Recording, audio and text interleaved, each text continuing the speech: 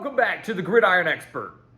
It is the final weekend of September, which means conference play is starting to heat up for teams all across the country.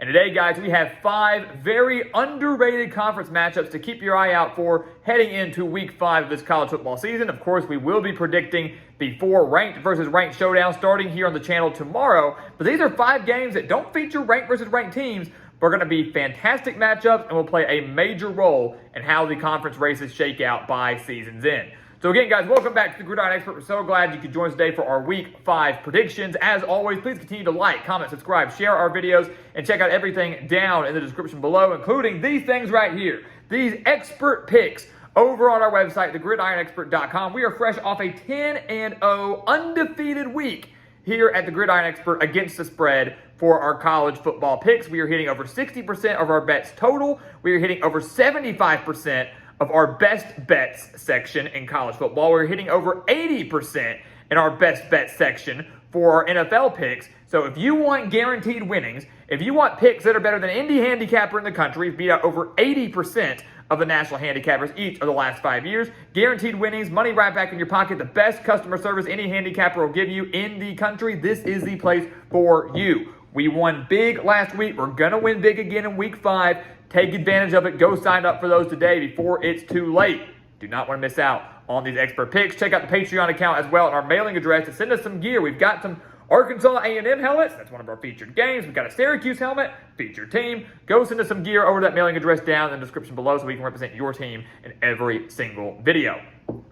Let's go ahead and not waste any time, right? Let's go ahead and dive on into it. Cincinnati at BYU. It's a big game on Friday night. When you look at this, you go, why Cincinnati at BYU? Why is this one of your top 5 games of the week, or at least underrated games of the week? This is the first matchup between 2 newcomer Big 12 teams, right? Yes, every newcoming Big 12 team played a conference game last week. We get that, including Cincinnati, who lost to Oklahoma 20-6, including BYU, who lost 38-27 at Kansas. But this is the first matchup of the 4 new teams that they're finally facing each other. And it's going to be an electric atmosphere in Provo between 2 teams that, to me, are relatively similar and match up very well. Cincinnati comes into this game at 2-2. BYU comes into this game at 3-1, including a massive road win a few weeks ago at Arkansas. But I really like BYU in this spot.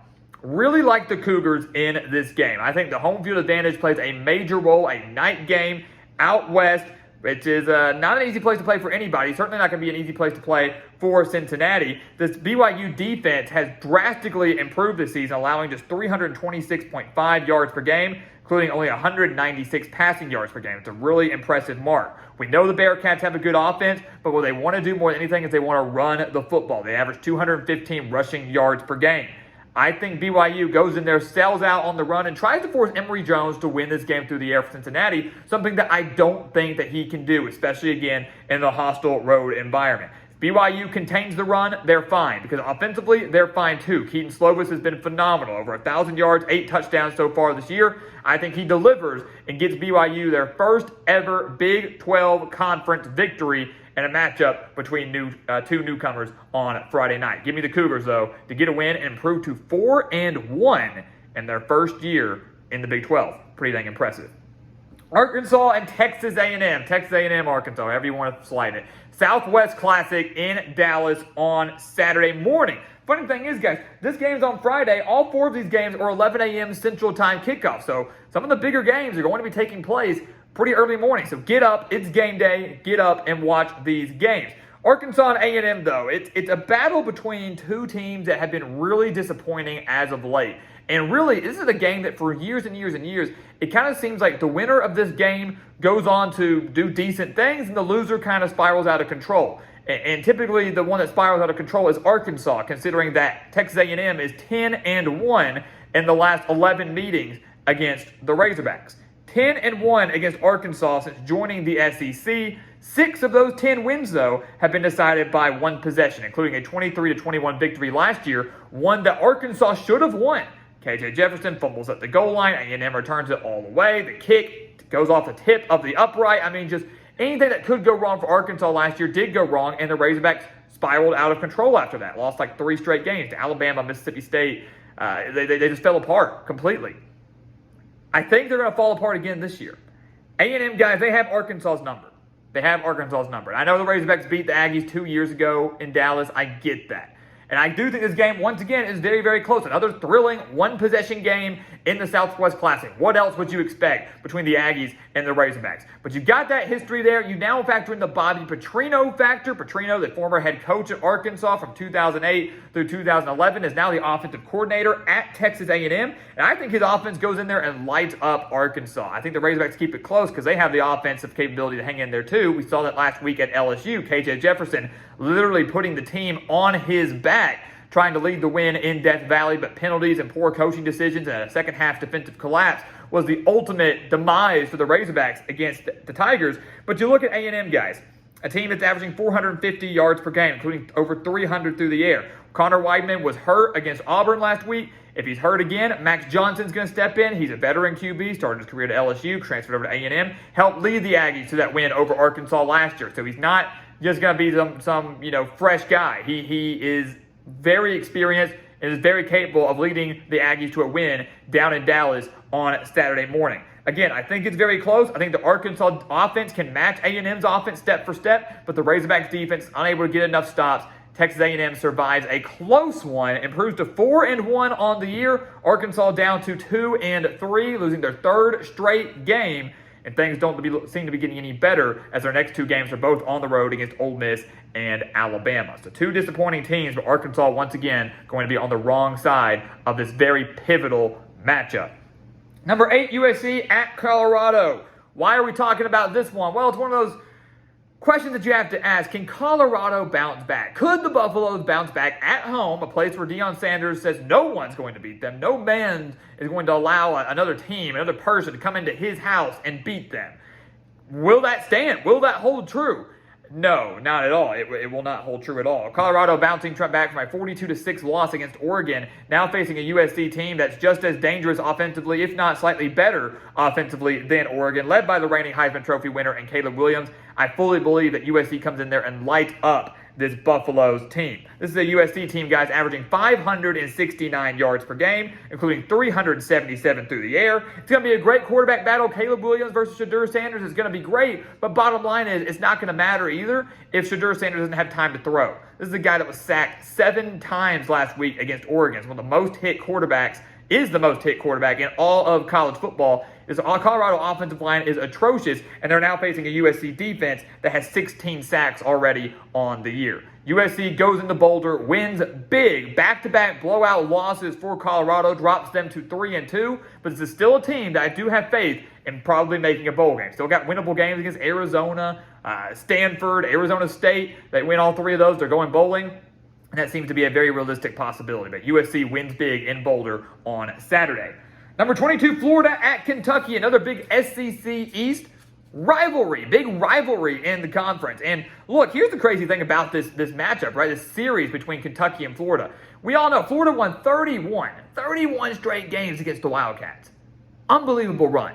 31 straight games. But since then, since Kentucky ended that streak back in 2018, they've won 3 of the last 5. Including each of the last 2. Kentucky is now looking to make a winning streak of their own. They're looking to win 3 straight games against the Gators. And I believe they do just that. They have home field advantage. That's going to play a major, major role in this one. And this is really a battle ultimately between 2 really good defenses. Florida's defense has been phenomenal. Kentucky's has as well. Both teams holding their opponents to under 300 yards per game. Neither is allowing over 83 rushing yards per game. So the defenses are stingy. The defenses are tough. What does this come down to for me? It comes down to quarterback play. Who owns the quarterback edge? Right now, I like Kentucky. I like Devin Leary, a guy who has been phenomenal this year, over 1,000 yards and 9 touchdowns. Has to cut back on the interceptions, already has 5 interceptions on the year, but if he takes care of the football, Kentucky wins this game. Home field advantage, again, playing a big role. I don't have faith in Graham Mertz delivering in the clutch in a close game. I think Kentucky's defense does just enough. The Wildcats won by 10 last year in the Swamp. They can definitely win now at home in Lexington. Give me the Wildcats to pull off a minor upset over the 22nd ranked team in the country and making things very interesting in the SEC East, maybe more so than we thought they'd be back in the preseason. Final game, guys, Clemson at Syracuse. Talk about a trap game for the Tigers. Talk about it, guys. This is a dangerous, dangerous game for Clemson. And call me crazy, but I'm picking Syracuse to win this game.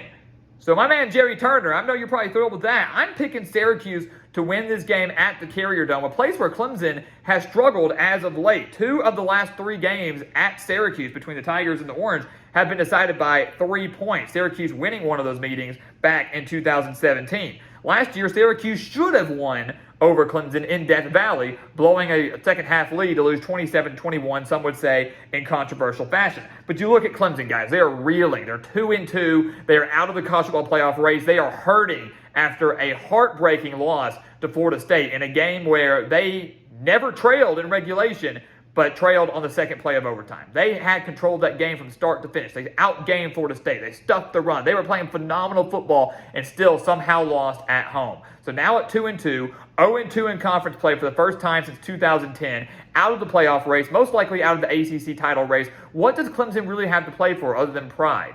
What do they have to play for? That's a big thing. Syracuse, on the other hand, they're undefeated. They want to pull off this upset. They are still in the thick of an ACC title hunt. They believe they can get there. Garrett Strader and the offense have been phenomenal. Syracuse averaging over 500 yards per game, including over 295 through the air and 213 on the ground. They're balanced. They're explosive. They got home field advantage. They're going to be up. They're going to be ready. They're going to be excited. Will Clemson feel the same way, hungover after a heartbreaking loss, now having to go to a rocking Carrier Dome for an early morning game? I just don't see Clemson getting up for this game. Give me Syracuse to pull off a big upset. They're not ranked. Neither team's ranked. But it's going to be a big upset with the Orange taking down the Tigers. Syracuse will jump into the top 25. At least they should. If they don't, they definitely will be in our GE top 25. It comes out every Monday. Stay tuned for those. But Syracuse gets the win, remains undefeated. Clemson drops to 2-3 and completely derails their season, if it wasn't already. So there you have it, guys. Those are our Week 5 underrated picks. We've got 4 ranked versus ranked matchups. We're going to be breaking those down starting here on the channel tomorrow. 1 video on Wednesday, 2 on Thursday, 1 on Fridays. We're going to have those ranked versus ranked matchups covered for you for the rest of this week. But these are 5 games that you need to watch, all early morning games except for the Friday night game and Big 12 action between Cincinnati and BYU. Leave your thoughts, leave your predictions down in the description below, and let's get ready for another fantastic weekend of college football. So once again, guys, as always, thank you so much for watching us here at the Gridiron Expert on YouTube. Make sure to continue to like, comment, subscribe, share our videos, and check out everything down in the description below. Again, if you want guaranteed winning, guaranteed money right back in your pocket, bets that will win for you, just like they did last week with our perfect 10-0 record, bets that are some of the best in the entire country, hitting over 75% in our best bet section, over 60% overall, over 80% in our NFL picks. If you want that, this is the place for you. Go sign up today. Take advantage of those picks for this week. Don't miss out. And once again, guys, as always, thank you so much for watching, and we'll see you next time right here on the Gridiron Expert. Yeah.